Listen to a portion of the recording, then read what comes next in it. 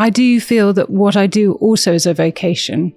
And when I went to France to work on my research for my doctorate and what later became the book, The Voices of Nîmes, I remember being in the church in my 20s in Oxford, and people who went on missions would kind of get sent out. And I remember finding it actually a little hurtful that because I was going to go and do something secular, quote unquote, there was no kind of sending out. Whereas I actually felt my work of recovering these people's lives was what I was supposed to do.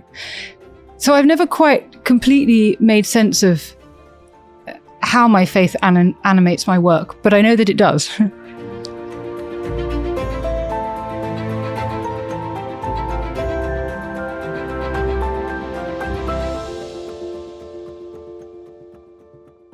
Welcome to the Re-Enchanting podcast. We are the podcast from Seen and Unseen, and we basically take this opportunity to speak to many interesting people on either side of the Christian faith to chat about whether our secular post-Christian world can be re-enchanted by the mystery of the Christian faith. Yeah, I'm Justin Briley. Belle joins me as usual, and we've got a fantastic guest joining us today. Suzannah Lipscomb is an award-winning historian, author and broadcaster who's brought the loves, lives and intrigues of the 16th century to millions of people through TV shows, podcasts and writing.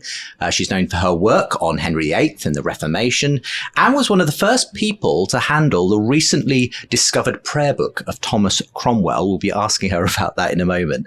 The author, of course, of a number of books, including 1536, the year that changed Henry VIII, and her most recent book, The Voices of Nîmes, Women, Sex and Marriage in a Reformation Languedoc. I don't even know if I'm pronouncing that correctly, so Suzannah, you can tell me whether I was. Yes, so we're going to be talking to Suzannah about why she's devoted her life to understanding the past, the way the British monarchy has shaped Christendom, why she's focused on uncovering the real stories of the women in our history books, and how, as a Christian, she puts her faith and the tumultuous history of church together. So welcome along. Thank you for having me. We're, as usual, situated at the top of Lambeth Palace Library with the wonderful London backdrop behind us. Pretty special place to be recording. But because we always start here at Lambeth Palace Library, we always start by asking, I guess, what have you been reading lately? What's on your bedside table at the moment, Suzannah? My bedside table is awash with books. I actually had to put a bookcase next to it to accommodate the two piles that had built up. And now I have the bookcase full of books and the two piles and then the bedside table. So what have you been reading recently? At the moment, I am reading a few novels. I've just started Disobedient, which is Elizabeth Fremantle's novel, just to come out in next month, I think, about Artemisia Gentileschi.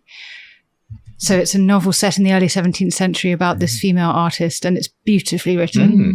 And Barbara Kingsolver's Demon Copperhead, which just won the Women's Prize for Fiction and is set in the 80s and 90s of Appalachia and in a very poor community. Oh, and Denise Miner's Confidence, which is a crime novel. So those were the novels, but I also listen to Audible books a lot. Right. So I'm listening currently to one of your previous guests, Francis Spufford's Unapologetic. Oh, yes. Very good. And you know, Belle's managed to persuade him, we think, to write a follow-up to that. I have. That's at least what he said on the podcast. Whether it will happen remains I haven't heard from him since. But I'm going to hold it. It's literally on record, so I'm going to hold him to it. I hope he does. It's a rather wonderful book. It's incredible, isn't it?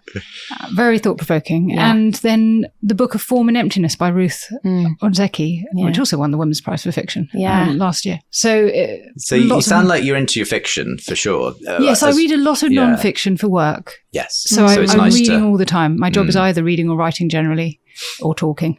And so all the best things. Yes, exactly. Communicating in various ways, or receiving other people's communications. And it means that I enjoy novels for relaxation. Yeah. And you probably won't find that many novels in the library we're standing on top of here, but are there anything in the treasures of this ecclesiological archive that you would like to get your hands on?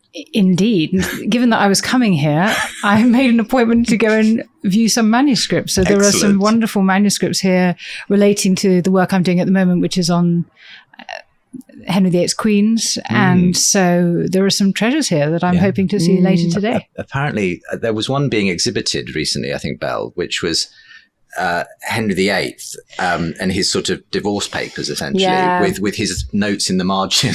Yeah, we got it wasn't exhibited. We got a little peek, and it was such a treat. And I couldn't.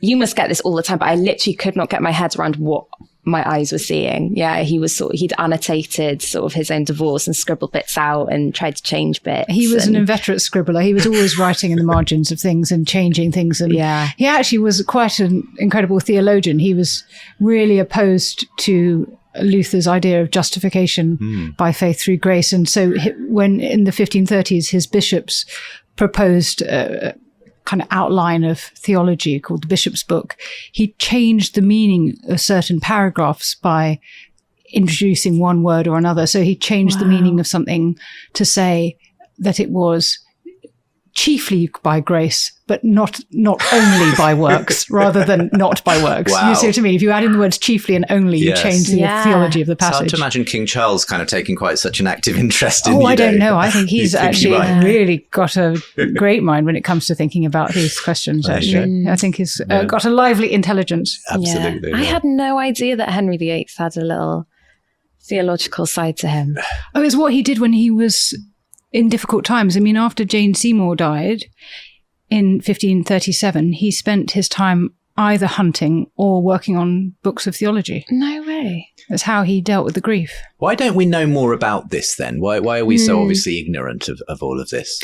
Because Henry VIII's story is so tabloid, with the 6 wives and 2 of them beheaded, and the break with Rome seems a dramatic moment in terms of his sexual history and in terms of our political history, that we perhaps don't think about the religious underpinnings. And it's true that the founding motion was certainly not religious, but how he came to interpret it very much was in terms of what he saw as right or wrong in theological terms. And there was this moment where what he was proposing was something between what came to be Protestantism and what came to be Roman Catholicism in its post-Reformation form, and could have been an idiosyncratic kind of Henricianism. I suppose we end up with the Anglican Church, which is a version of that. But Henry himself was even more wedded to certain Roman Catholic theology. And we have this idea that he made the church Protestant. He didn't at all. He wasn't a Protestant at all. He hated Luther vehemently. Right. That's so interesting. So would you say that this sort of quite popular idea that what I learned in school, although I hope none of my teachers are listening to this, you were wonderful, was that the Church of England exists because Henry VIII wanted a divorce? Well, that's true. It's certainly true because he broke away from the authority of Rome in order to annul his marriage to Catherine. So that is broadly true. What that church then looked like is decided on other matters. So Henry writes the first doctrinal statement to the Church of England in 1536 and is involved in these debates with his bishops, people like Thomas Cranmer, about what it's going to be, and is holding back reform in various ways whilst he's alive. And then we have the reaction to that, which is Edward's reign, which is this intense period of quite extreme Protestantism, of whitewashing walls and tearing down statues.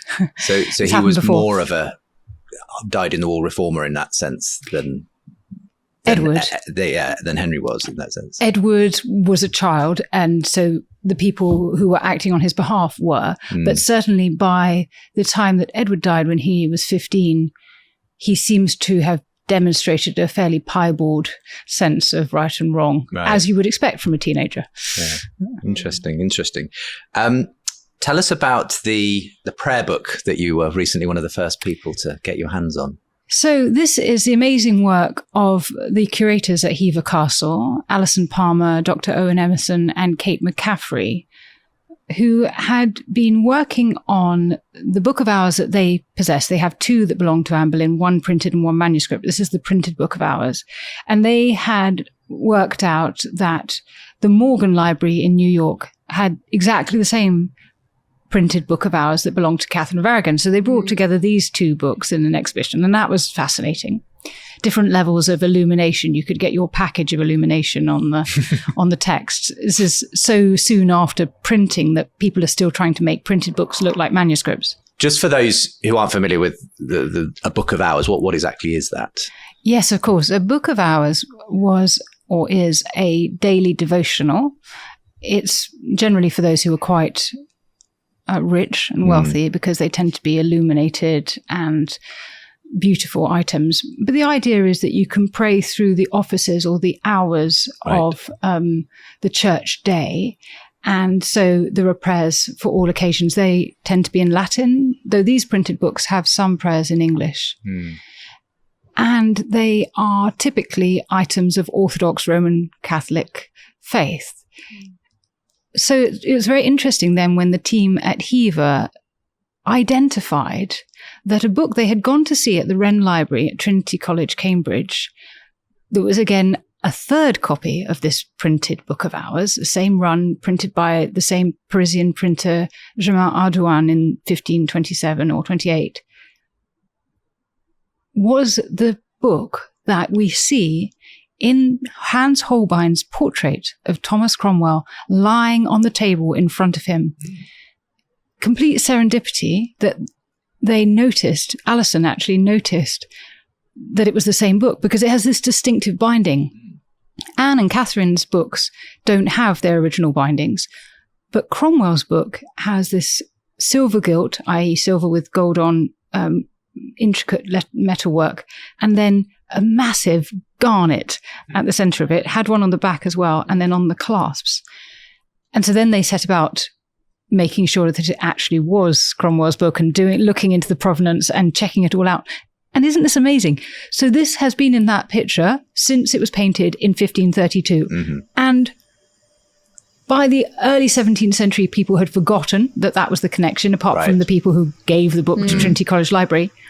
Since the 17th century, no one has made the connection before. Wow. That this book is there and it's in the picture. And it is the only item we know of in a 16th century portrait. I mean, it's absolutely thrilling. It's really hidden in plain sight. That's crazy. And here's Thomas Cromwell, the great architect of the English Reformation, owning this Roman Catholic book of prayer. There you go. Wow. It sounds like something from some sort of, film that will be eventually produced about, connecting the dots between this sort of interesting detective case for working this out. But these are some of the interesting things you get up to then, Suzannah. Where did your love of this whole period come from, would you say?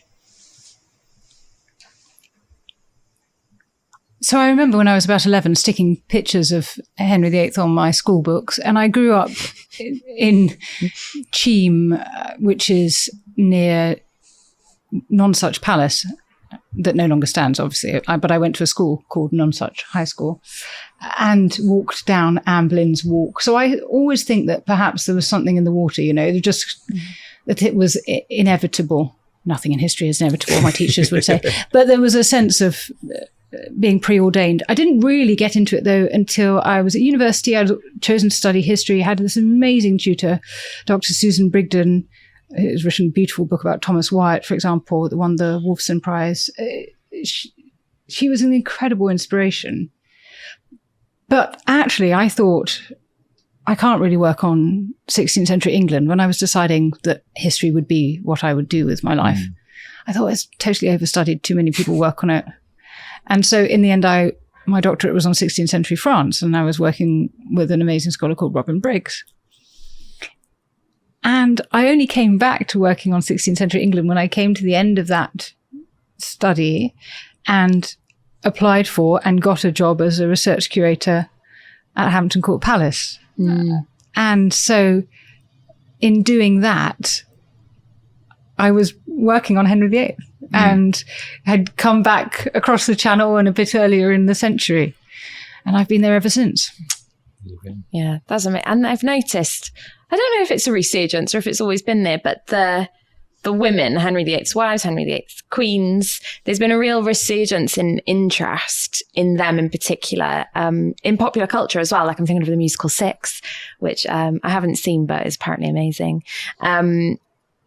And that's sort of what your work is on as well. So what parts of their history, of their stories, have just sort of been lost along the way or have been drowned out? Or Yes, there is a resurgence. And you're right that Six, the musical, has been really wonderful in galvanizing a generation of young women, particularly in their interest in these women as women. And I think if we look at some of the scholarship from 20 years ago or so, which are the big collective biographies, some of them really hold up, but some of them give us a perspective that isn't the women's perspective. It's a history from outside. And that's the danger with working on women of this period, is that so many of the sources aren't written by them. There are about 70 letters from Catherine of Aragon, for example, but that's not true for Jane Seymour.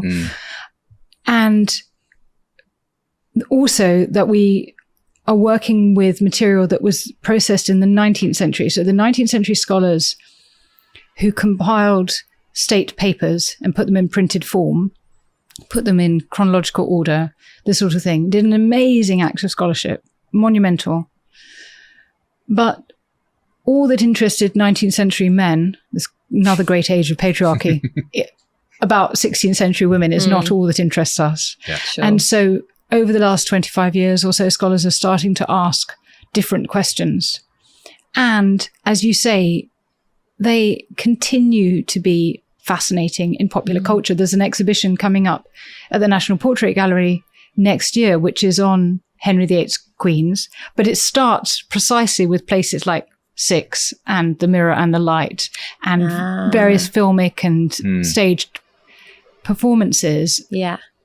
Because that's where our interest starts. And I think so often those popular versions or novels or whatever draws people in, and then they get interested in what's actually fact and what's fiction. Yeah, because do you find that it's in no way the same thing, but sort of when I do sort of more biblical studies work, I've done a lot of work on the women in the Gospels in particular, because I think what I've found out doing that is that history isn't always neutral, and our act of remembering isn't neutral, and memory, what we choose to remember and what we don't, and how, none of that is neutral. There are power dynamics in all of that, and quite often there are gendered power dynamics in all of that.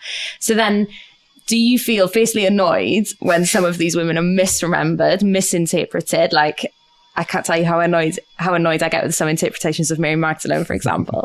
And then also, is it really actually fulfilling to see them presented in a more rounded, full, probably a lot more realistic way, with, you know, lots of interpretations stripped off them that just sort of didn't belong on them to begin with? Well, first of all, I'd say that it's absolutely right that our version of history is shaped by power. I edited a book a couple of years ago with Helen Carr, which was called What is History Now? And we thought about ways of writing history. Helen Carr is the great granddaughter of E.H. Carr, who wrote a seminal book in 1961 called What is History? And we asked different historians to explore different themes. And I explored precisely this question: how can we recover the lost lives of women? And it moved on from what E.H. Carr had said, which is about the fact that we pick our facts as historians, to think about the fact that what gets into the archives is also determined by power. As I was saying, whether we have documents in women's voices, either that they've written themselves, unlikely in the 16th century, only 5% literacy among women, or mediated by men, okay, then you've got their questions that are there, perhaps hidden in the text you have, etc., or who just was not important enough to make it into the archive. So we have these great holes, and we're just starting to recognize that the version of history that we've told is a version that is shaped by power, insofar as the people in power want a narrative that justifies their dominance in many ways. And so we talk about people who have reigned, and we talk about people who have been powerful, and we're remembering now that there were other people in the past. In fact, we probably wouldn't have been any of those people, and our stories in the past wouldn't have been told until now. So people are being interested in the marginalized, or not even the minority, but the silent majority. And I love trying to recover their stories. When I was working on the women of Nîmes, none of whom were well known. None of whom are just for background to this book of yours was based on transcripts of what women who had been accused essentially of sexual, misdemeanors and so on in this part of France, their kind of testimony and defense, as it were, which is a very unusual set of sort of bits of historical data, I suppose, because it was so unusual to hear women talking about that side of life in that culture. So this was a kind of book that for you was an unusual insight into this. Yes, so I was working on records of the Protestant consistory. So whenever people converted to Protestantism, Calvinism in the south of France, they would set up these consistories. In fact, there was one in Geneva, of course, as well. And consistories were the governing body of the church, but they were also a form of moral tribunal. And their aim was to create a community that was visibly holy. And because 16th century men had some deeply patriarchal ideas, controlling morals meant essentially controlling women. And so the curious thing about it is that we have this patriarchal institution that did something that no other patriarchal institutions are doing, really. Criminal courts at the time, women generally couldn't testify if they were married, for example. They were covered under law by their husbands. But we have women married and unmarried, rich and poor, testifying before the consistory about their lives. And women started to use it for their own ends.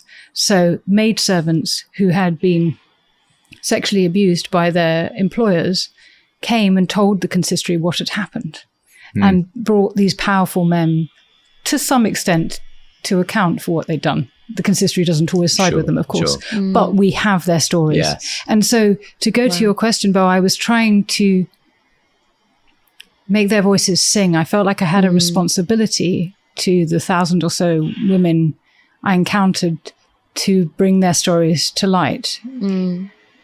It's a little bit of a sort of ridiculously emotional thing to say, but one feels a kind of duty to the people of the past. Yeah, no, absolutely. Because I think there's a very interesting, again, I'm probably taking this on a tangent, but again, sort of in the work I've done, there's this really interesting thing of actually certain women, they sort of, it's almost like a form of like sexual harassment in history and how they've been remembered, if they've been misremembered.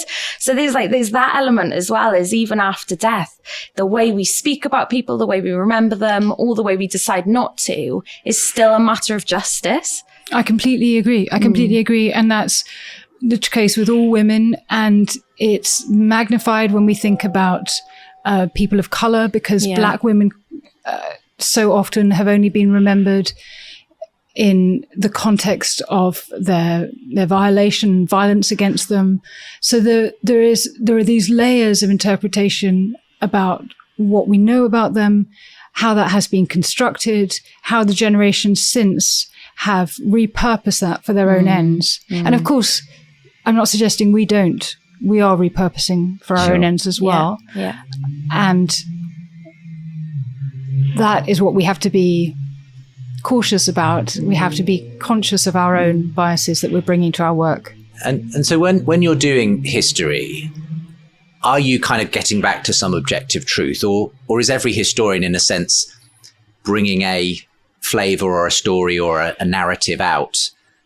Because in a sense, you could read a biography written by two different historians and get a very different sense of the, I don't know, the politics or the story that was going on. What is there a kind of really objective kind of side to history in the end? It's both those things you've said. So it's certainly the case that we bring ourselves to our work, and it's actually the cause for hope. It's why I say to young historians, don't worry about someone else doing it, because they won't be asking the questions that you're asking.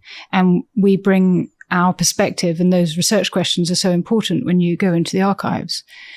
But we're always hoping for objective truth. There was a moment of postmodernism where everyone said it wasn't possible, and maybe it isn't, but we have to try. If there's no point continuing with it, we might as well down tools if we don't think that we could try to get there at least. And getting at that as far as we are able seems to me our great motivation.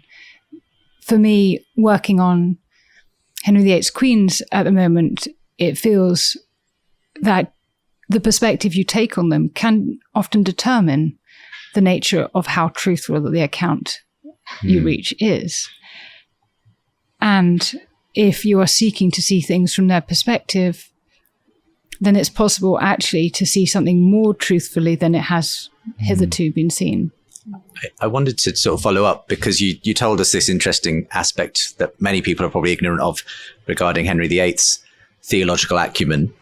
What about the wives and the queens?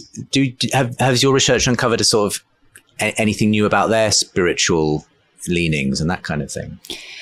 Well, yes, it is. I mean, I'm working particularly, I suppose, in terms of new things, thinking about Anne Boleyn's faith quite a bit and how much that was formed during her time in France and her exposure to reformist circles.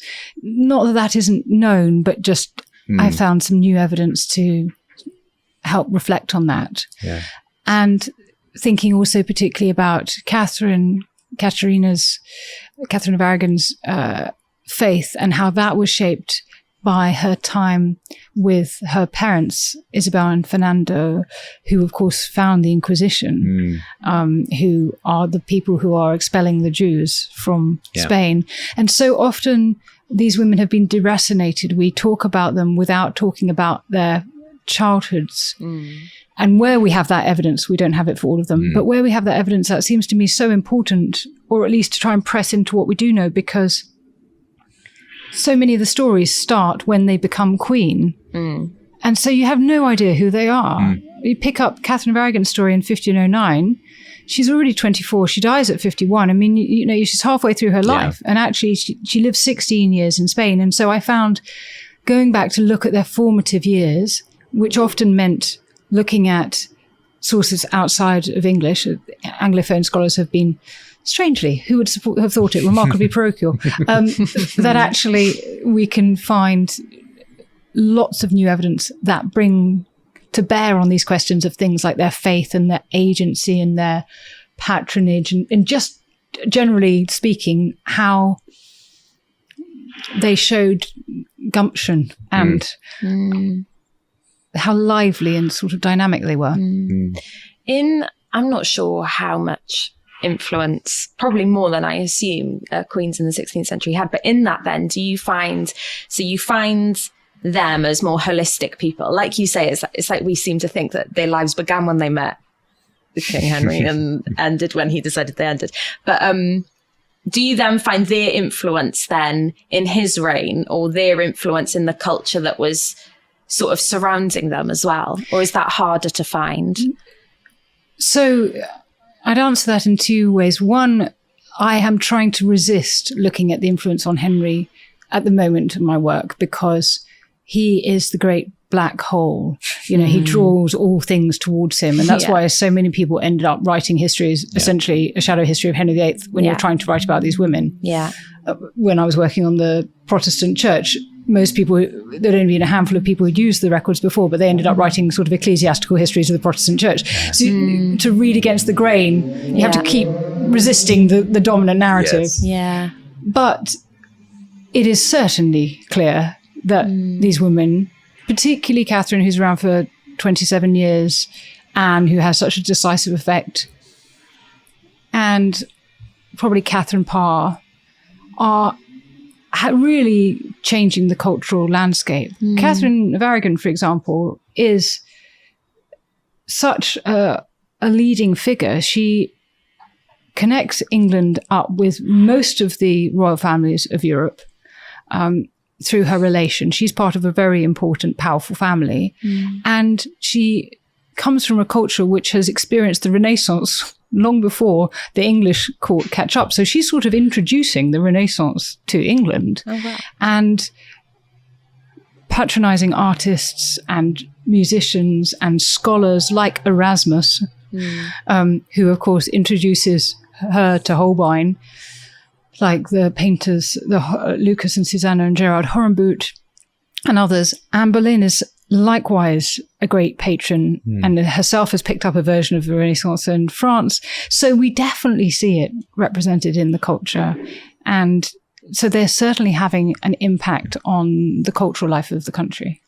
You obviously have spent a long time tracing the history and biographies and telling other people's stories. We do like to get you to tell your own story a bit, though, on this podcast as well. And I think many people obviously familiar with your work, but less aware of the fact that you're a Christian yourself, Suzannah. I only kind of discovered that when I happened to listen to Great Lives several years ago. You were a guest with Matthew Paris talking about C.S. Lewis, and you talked about your own influence there.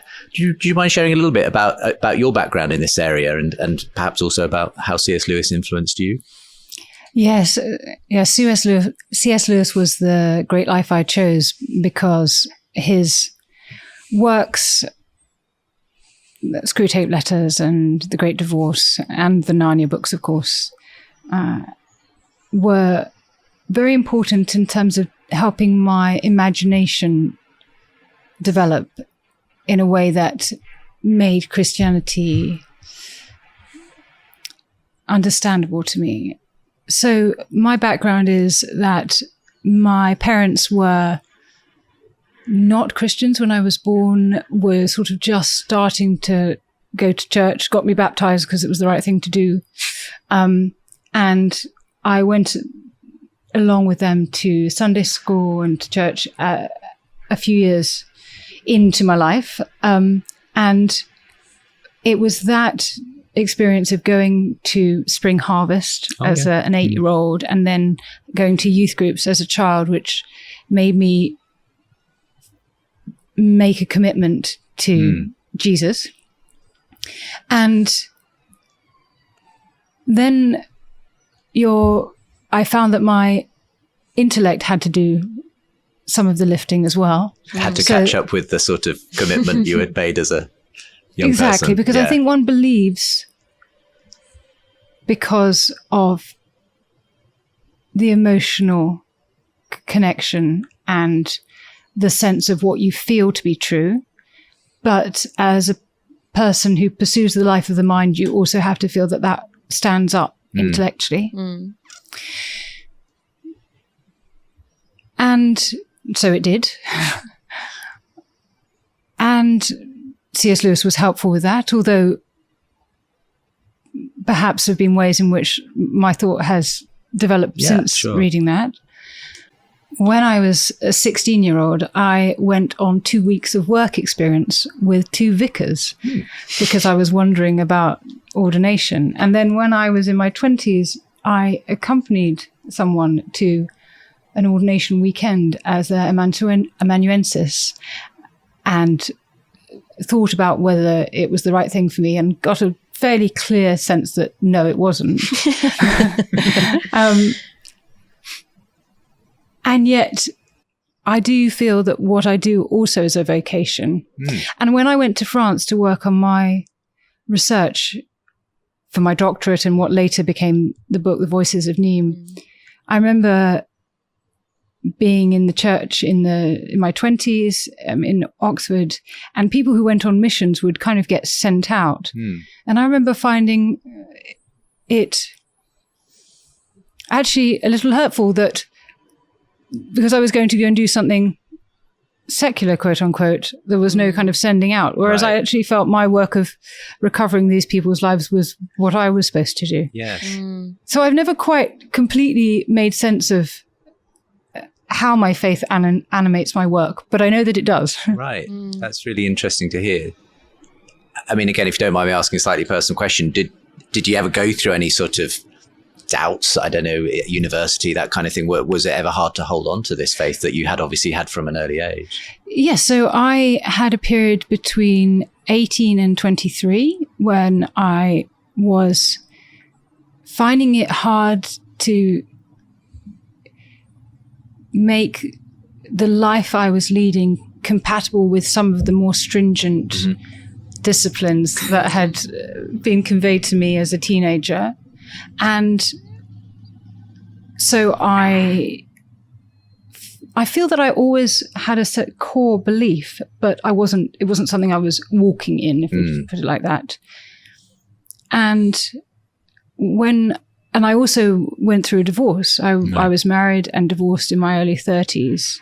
And again, after that, I felt that I was clinging on, but by my fingertips.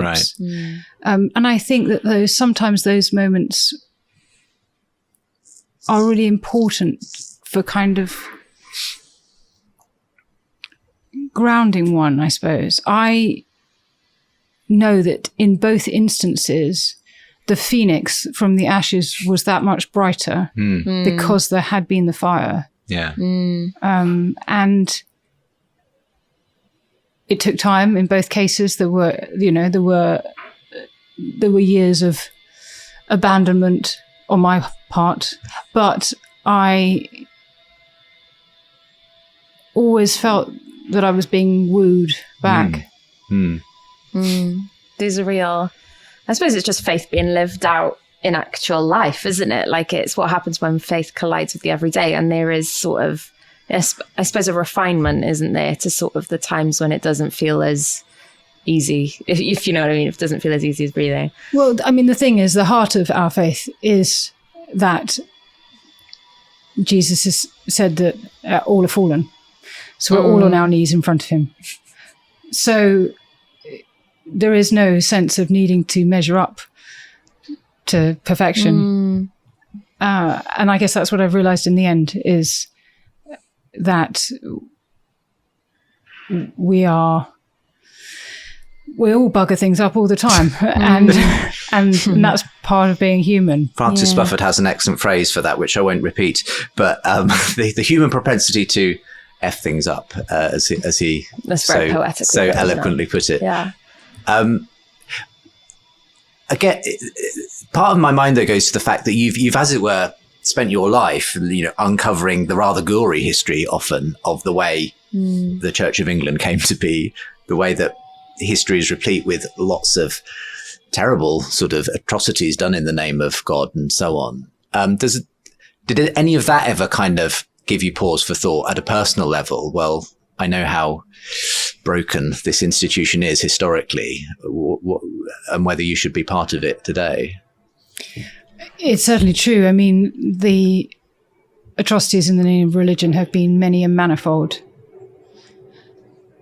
The way in which, on a small scale, for example, those well-meaning busybodies in southern France made women's lives hell and policed people's desires was awful. I think that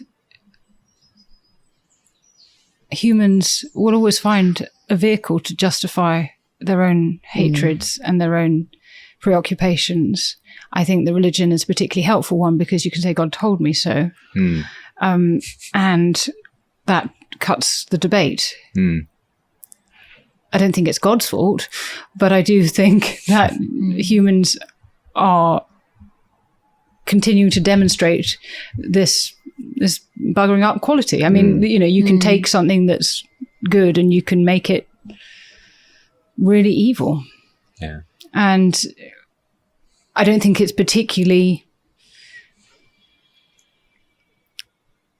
the territory of the church. I just think that's one of the many arena in which humans have done that.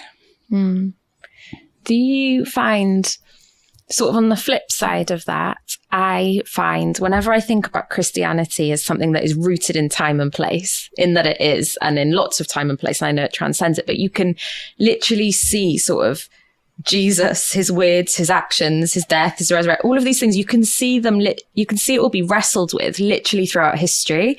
Do you find that comforting and encouraging and inspiring? Because I know I find the fact that we ask questions now that were asked centuries ago, like there's something within us that cannot stop wrestling with these questions and cannot stop going back to this carpenter from, the back end of nowhere, to see if he has the answers, if you know what I mean. Do you sort of spot that? And how does that make you feel when you see it weaved through history? So there's a difficulty in that I'm holding in tension the fact that this is a timeless historic faith, and yet that it is in each case in its particular manifestation. So it can be moving at one level to find that a great 16th century person is reading the words of the Psalms and finding them a comfort. And yet also I then have to reckon with the fact that that same person might have thought that the burning of heretics was perfectly permissible. Yeah. Sure. So it's both the same and a different faith. And we speak, it goes to the question we were talking about earlier, Justin, about writing from our own age and the sense of interpretation. I think we also bring our own selves to our faith and to how it's expressed in the church. And our age particularly is manifested there. And so there are a lot of people who get killed for a lot of things at the time that I'm writing about. And religion is one of the key things. Henry VIII on one day arranges the execution of 3 Catholics and 3 Protestants, both of whom are thought to be too extreme. So that is how people manifested what they thought was right and wrong. And I suppose we're just very keen as humans to put things into black and white. We are, aren't we? Again, this is going to be another one of those slightly awkward questions, Suzannah, so forgive me. But I bet you love it when a question starts like that. But Bring again, it on, Justin. Doing that kind of more objective, I'm a historian, here's, me writing about how it all came together in the 16th century and the birth of, what we now call the Anglican Church and everything else. You can do that kind of exercise. Do you at the same time, as a person of faith, also believe that in all its gory ups and downs, that God was somehow working through all that there has been some sort of thread that does actually have a divine imperative, even if you wouldn't necessarily put that in your history book, as it were? Can you at a personal level sort of see that traced through the history of the church? Oh, that is a biggie. I think I would say that there is a thread of God at work through the history of humans. And in some cases that's manifested in the church.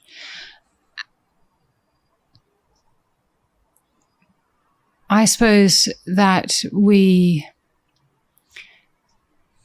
have to tread carefully. I feel as a historian have to tread carefully around narratives of progress.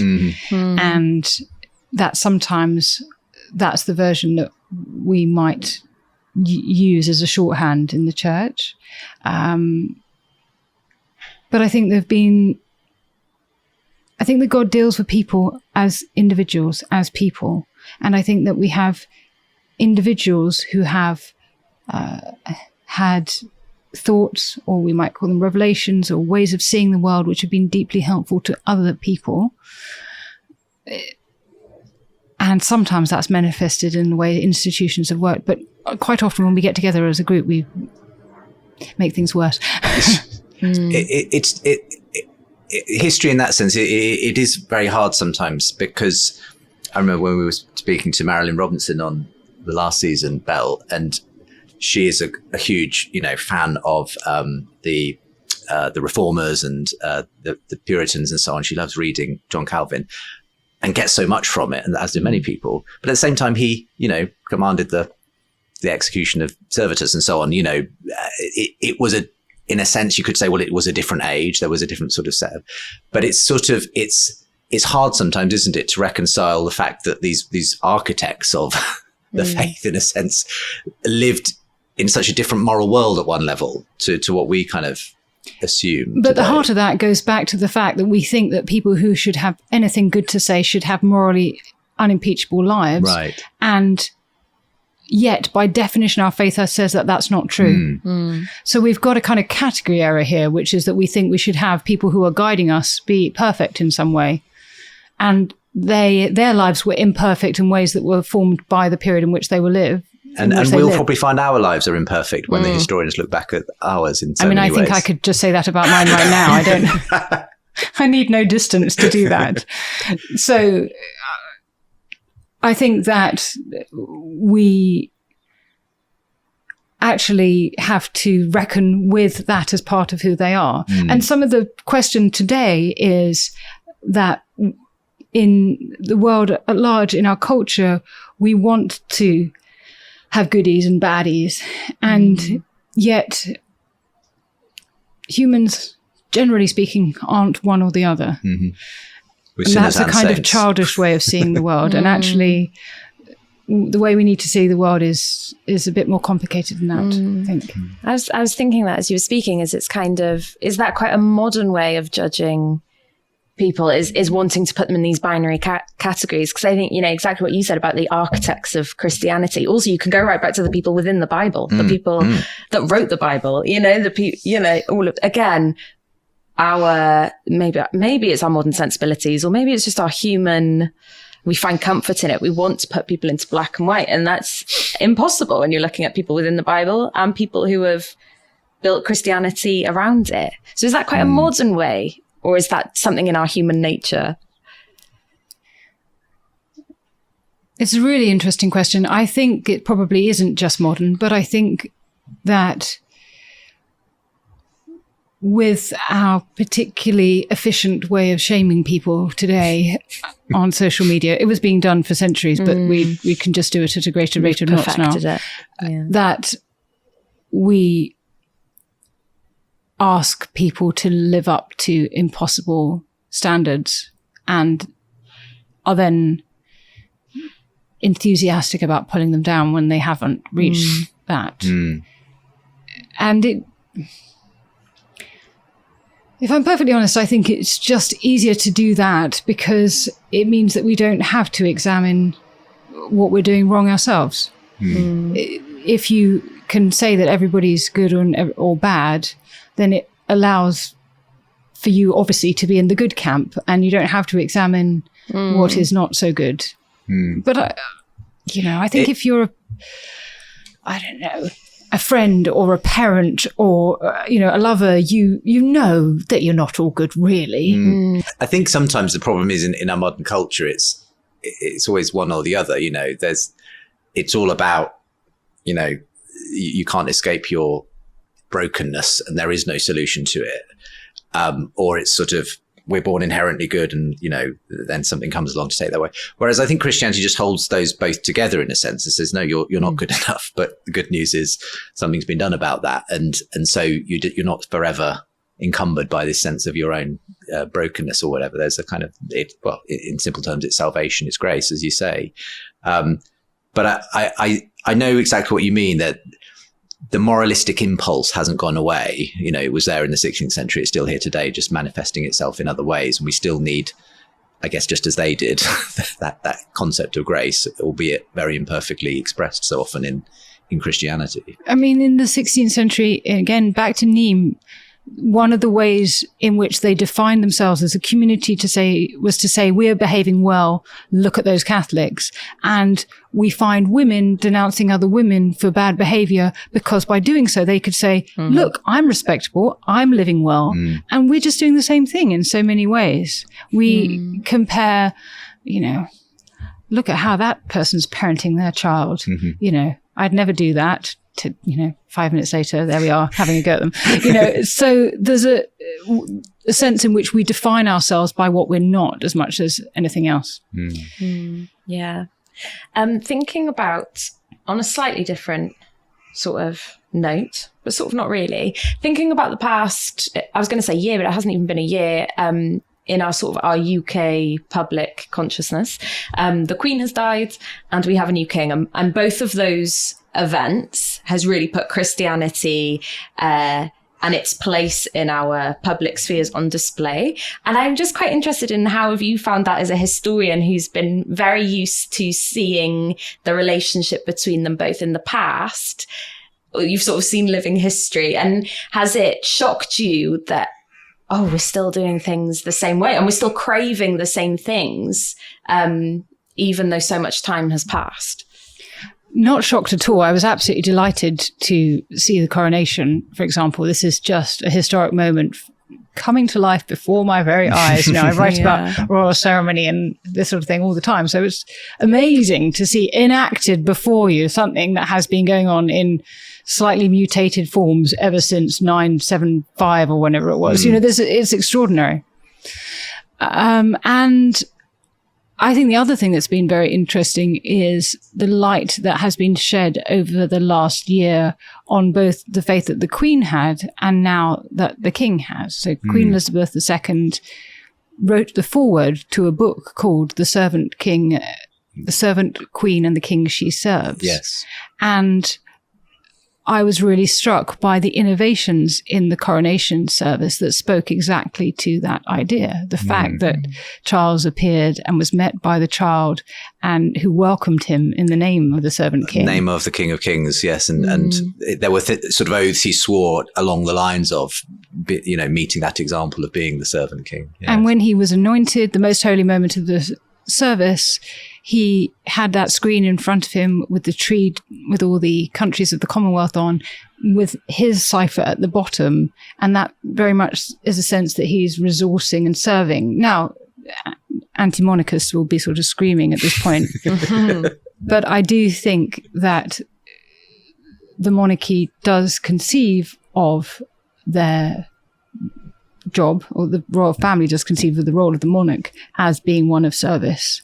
And that for the Queen, certainly, and I think for the King, the spirit animating that has been rooted in their faith. Yeah. There's a sense in which, of course, though, naturally today, the power of the monarchy is a shadow of its former self. The power of the church is a shadow of its former self. Many people predict the demise of both. What do you think? Do you think that's going to happen on either count? At the moment, the anti-monarchists don't have a sufficiently compelling narrative. So it depends on whether that can be developed or not. There certainly are many problems attendant upon the royal family. Prince Andrew. There seems like there was a sense of disgrace being covered up there. The problems with regard to the relationship with Prince Harry and Meghan, and these difficulties that are being played out in the public eye. So it's interesting to see where the monarchy will go. I mean, I personally think that the support for Charles has proven to be much higher than most people thought it would be. And the approval ratings for William and Catherine are astonishingly high. So we're probably good for a couple of generations. But there is a question about what the royal family means and what it does and what's the point of a monarch as we go on. From my point of view, it's the sort of least worst option. But that's because I don't fancy having an elected head of state, as in the US, with the politicized nature that brings. We already have enough of a mess in the top of politics in this country. We really don't need another area in which to screw that up. So I think the question really will be what the royal family looks like in years to come and what the narrative is that anti-monarchists develop, which could replace the current traditional comforting narrative of the royal family. What about the role of the church? I mean, we're in Lambeth Palace, you know, what about in particular relation to its establishment with the state? What do you reckon? Gosh, that's a big one. We only ask the big questions on this podcast.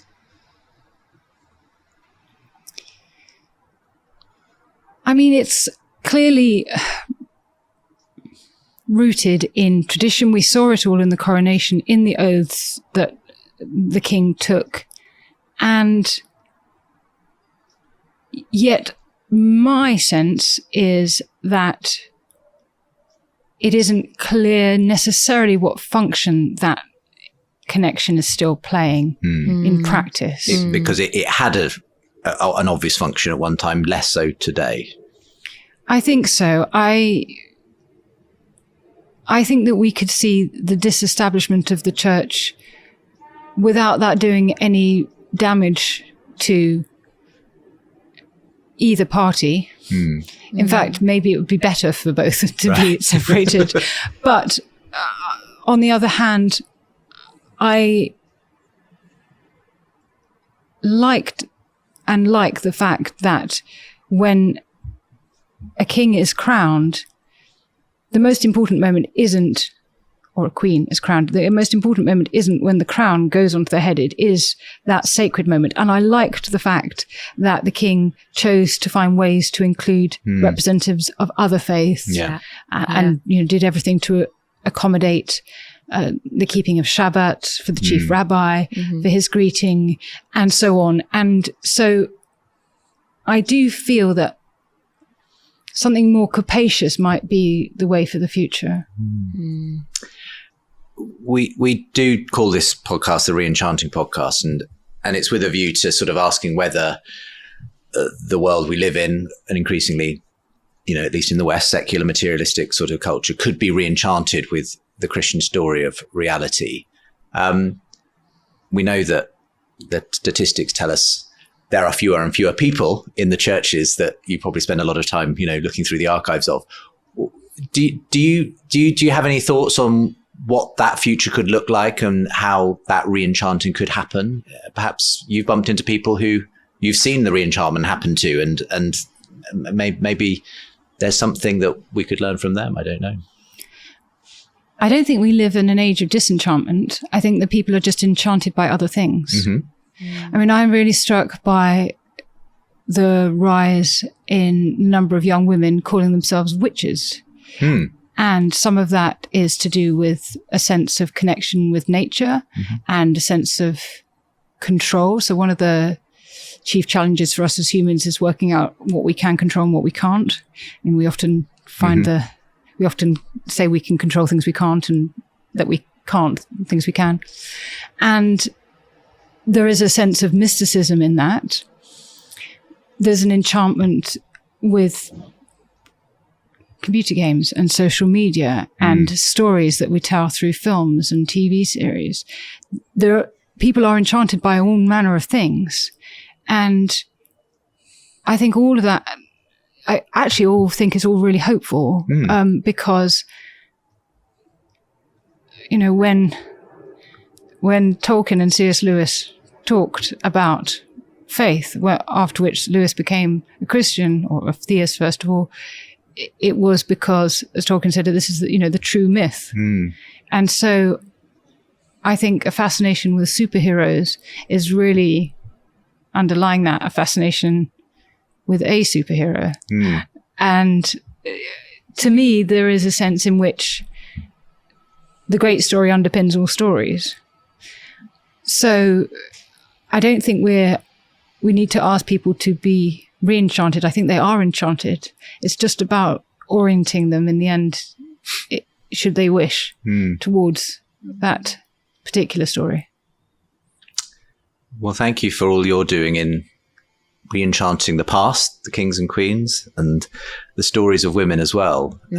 And for sharing a little bit about your own personal journey as well along the way. It's been such an interesting conversation, and thanks for being with us, Suzannah. Thank you. Thank you. Well, this is a little bit of a first for the Re-Enchanting podcast. We're actually going to invite Suzannah back on at the end of the interview, because after we'd recorded up on the top floor of Lambeth Palace Library, Belle, Suzannah got in touch to say, you know what, there's a few things I would have liked to have said and didn't quite get the chance to. Maybe could we flesh out some more of the thoughts that I had at the time? So we said, well, of course. There are no sort of rules about that was your one chance, Suzannah. No more, no more conversation from here on in. So Suzannah joins us again, this time online to kind of do a little bit of post conversation reflection. So welcome back, Suzannah. Thank you. I think it says a lot about my character, doesn't it? A perfectionist. I can't know. There are things I want to say still. Sometimes an hour just isn't enough. Wow, exactly. There you go. Yeah, you used a French phrase that I had to look up, which effectively translates to wanting to kind of make things perfect in retrospect or something. But yeah, it's called l'esprit de l'escalier. It's the thought you think of as you're going down the staircase as you leave the party, the thing you should have said. That's an incredible saying. That sums up so much. L'esprit d'escalier. Brilliant. Yeah. I'm using that one. Okay, brilliant. One of the things that you wanted to pick up on was, obviously we talked a little bit in the interview about, your own sort of journey with faith and some of the doubts that you kind of had to deal with along the way. But I think you wanted to develop your thoughts on that a little bit further. What more did you want to say, Suzannah?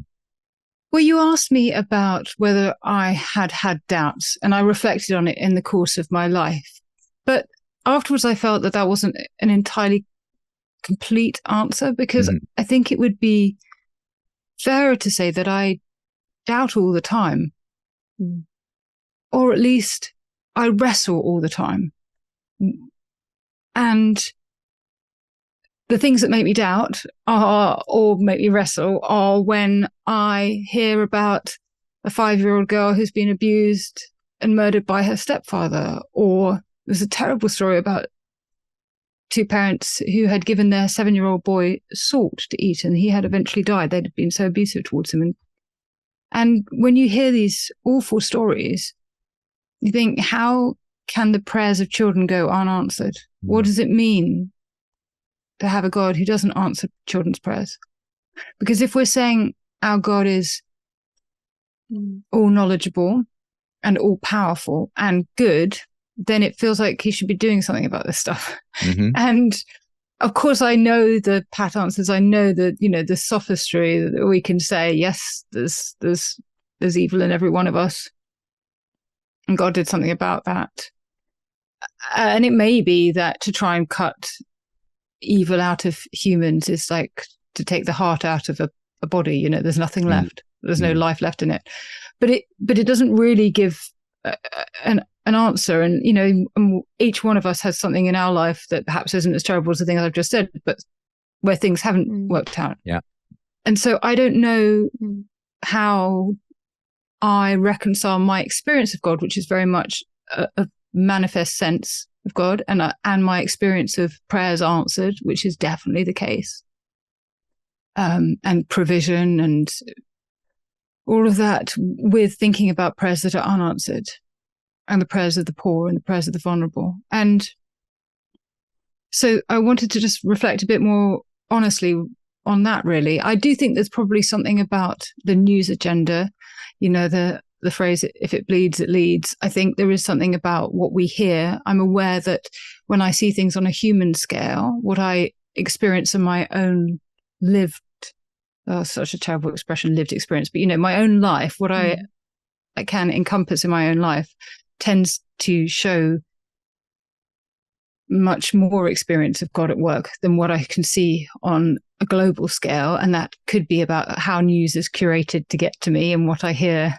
about from the world at large. But that's would be that's the rub. Therein lies the rub, right? So and I don't know whether it's that it's doubt or whether it's that I'm wrestling with God. I think that is the whole area in which people who don't believe in God can be quite angry at him, because of what goes on. So when you say that you wrestle with those things, what does that wrestling entail? What does that look like on a really practical level? How do you go about wrestling with those sorts of things? So it means, I suppose, I don't know if it's practical really, but it means I think about it and talk about it.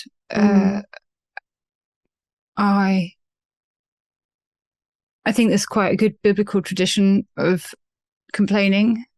And, the person in the Bible we know most about how he prayed is David, and he spends half his time saying, "You're amazing," half his time saying, "Why did you do this?" So I do that. I mean, of course, I think it's really important, more practically, to put my money and my time into situations that help, causes that move me. And I do feel more as time goes on that I should respond to where the Spirit moves me. Like there are things that animate me or upset me, and that's the area in which I need to respond. But I guess a lot of I don't know is, the answers. Yeah, it is. I think the reality is, in my experience, is that most Christians do just live in the tension of that. Very few people, I think, have resolved it. You know, I mean, you can obviously, as you said, there are intellectual approaches to this. You know, theodicies, to give them their technical term. But I think they very rarely land for someone who's actually gone through the abuse or whatever, because an intellectual answer doesn't really satisfy in that sense. But I suppose the one thing I take away, speaking as a Christian, is that we do hold a faith in which God suffered. That's the idea at the center of it, that God himself experienced betrayal and abuse and humiliation and everything else. And even though that doesn't give a sort of logical, intellectual answer necessarily to the problem of evil, it does, I think it can be more comforting for someone who does experience suffering and evil to know that God has experienced that in some very real way, you know, on a human level. And it means that when we're in those things, we're in it with someone who knows it and who's gone through it. And I think that's the thing. I think my sense is that if you do find someone who solved it, please tell them to give me a call. But I reckon they're lying. I reckon they're lying anyway. But my sense is that the way that God works in us is internal and in us, and so that we can never know the experience of someone else going through that. Like, so our opportunity to meet God in our own suffering is there. And that's not something that we can perceive from the outside in other people's lives, but still, earthquakes, man. Yeah, absolutely. It doesn't take away from the awfulness, and there are no answers. All you can do is grieve with those who grieve sometimes, isn't it? And that's as much as you can do.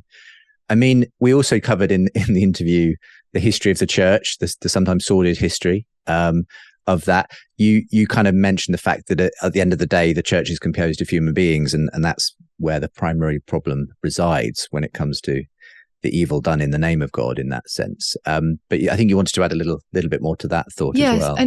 And just finally to say one more thing about the last question, which is that if we don't stay focused on this issue, if we don't keep asking this question about evil, essentially, then I don't think our faith means anything, because I think that if we say that God is love, then love has got to actually mean what we think it means.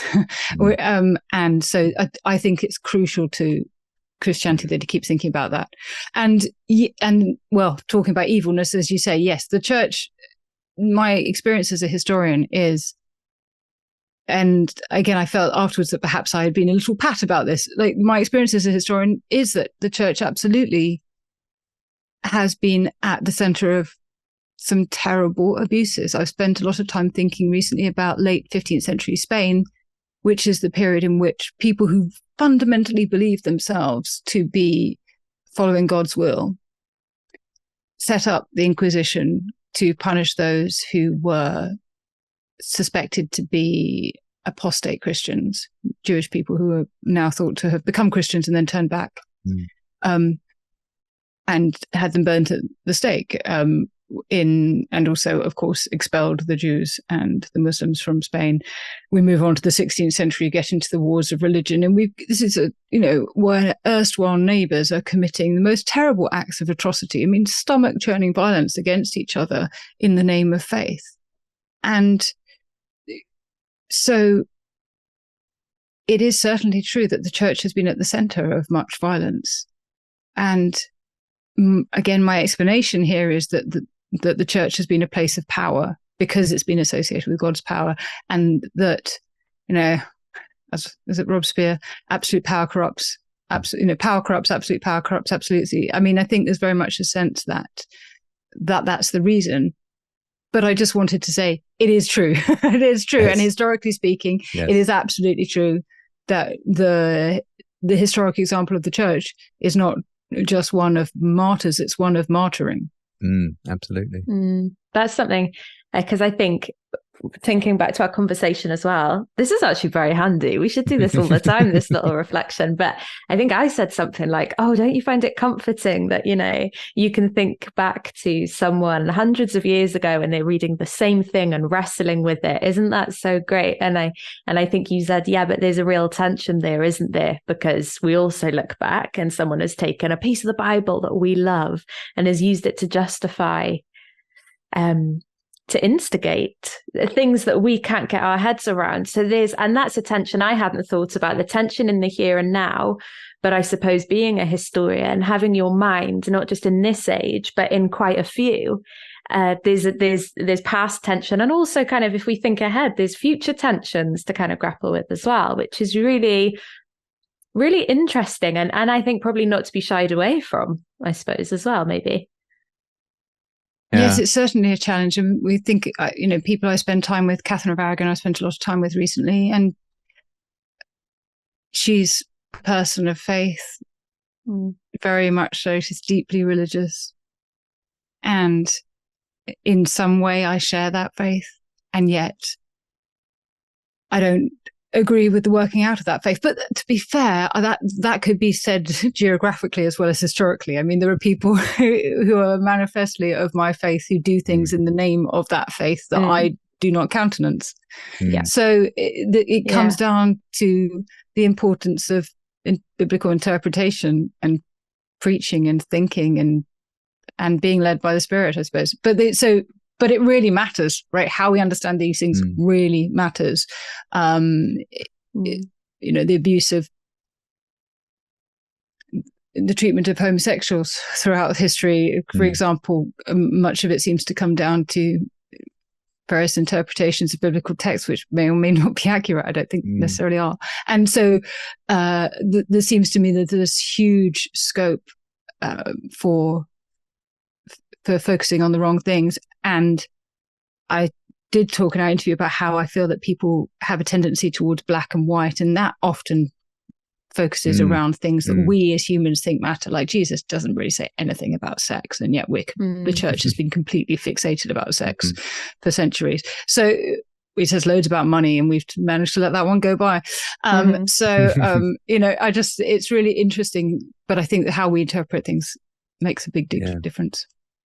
I've really appreciated you sort of being willing to wear your faith on your sleeve a bit, both in the interview we recorded at Lambeth Palace and now in this sort of addendum, Suzannah, because as I said, I think, in the interview, probably not that many people are aware that you're a Christian, and it's been really interesting for you to. They are now, exactly. Yeah.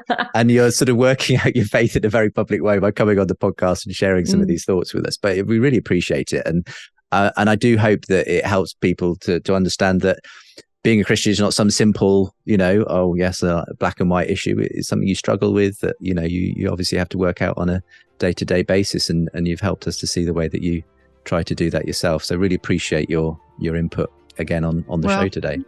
Great to talk to you both again. Thank you. Thank you so much.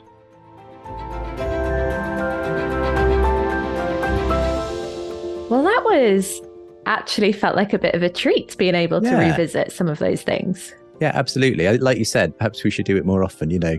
Sometimes it's hard, isn't it, in the moment to necessarily think of everything you want to say, but it's nice to have the opportunity to reflect and come back and say a bit more later. Absolutely. That I'm not going to try and say it in French, but that phrase, I feel like I live my life on those stairs. L'esprit d'escalier, yes. Oh, there you go. Nicely done. It was a wonderful way of putting it, and I'm glad she introduced me to that phrase. There you go. Absolutely. There you go. So that was our little added extra, a little extra treat from Suzannah Lipscomb. If you want more from Re-Enchanting, do of course go and check out the podcast, the video channel as well on YouTube. Do give it a like and a subscribe. And of course, you can also tell others about it as well. Leave us a review if you're listening on podcast. It helps others to discover the show. And you can find much more from Seen and Unseen at the website seenandunseen.com. For now, thank you so much for being with us for this edition of Re-Enchanting.